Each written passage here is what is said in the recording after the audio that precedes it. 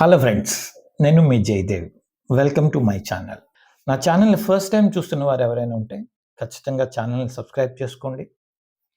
Content నచ్చితే like చేసి, comment చేసి మీ ఫ్రెండ్స్కి షేర్ చేయండి. సో ఫ్రెండ్స్, ఈరోజు వీడియోలో భాగంగా the psychology of money written by Morgan Housel, దీన్ని రెండవ భాగం మనం చేయబోతున్నాం. ఫస్ట్ పార్ట్లో ఆల్రెడీ ఒక విషయాన్ని మనం డిస్కస్ చేశాము. దిస్ ఇస్ సెకండ్ పార్ట్ అన్నమాట. నో వన్స్ క్రేజీ అని తను ఫస్ట్ చాప్టర్ యొక్క నేమ్ పెట్టున్నాడు. ఏంటంటే అతడి ఉద్దేశం ఏంటంటే, మనిషి ఆర్థిక నిర్ణయాలు వెనక ఉండే భావోద్వేగాలు, అనుభవాలు మరియు యాటిట్యూడ్ అనేవి విశ్లేషిస్తుందంట. ప్రతి వ్యక్తి తనకు అందుబాటులో ఉండే సమాచారంతో గత అనుభవాలపైన ఆధారపడి సహజంగా నిర్ణయాలు తీసుకుంటాడు.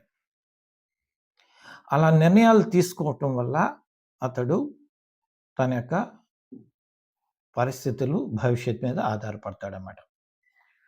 ఫర్ ఎగ్జాంపుల్, మీరు ఒక పర్సన్ చూసారనుకోండి మీ ఊర్లో, అతడు చేస్తున్న కొన్ని విధానాలు మీకు పిచ్చిగా అనిపించవచ్చు.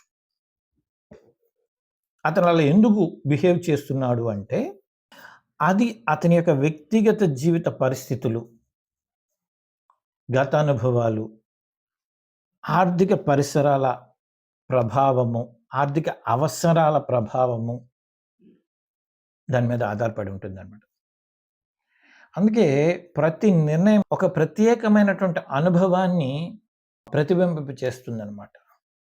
సో ఓవరాల్గా ఈయన ఏం చెప్తాడంటే, ఎవరి ఆర్థిక నిర్ణయాలైనా అవి వారి గత అనుభవాల నుంచి తీసుకుంటారు. ఆర్థిక విషయాల్లో మిగతా వారిని మనము విమర్శించడానికి ముందు వారి జీవన విధానము, వారు ఉన్న పరిస్థితులు, వారు అంతవరకు లీడ్ చేసినటువంటి జీవితము, వారి అనుభవాలు, వాళ్ళ కష్టాలు, సుఖాలు, దుఃఖాలు అన్నింటినీ మనము అర్థం చేసుకొని వాటిని గౌరవించాలి. దాని మీద ఆధారపడే ఆ వ్యక్తి తన యొక్క ఆర్థిక నిర్ణయాలు తీసుకుంటారు అని చెప్తాడు. This is the essence of second part.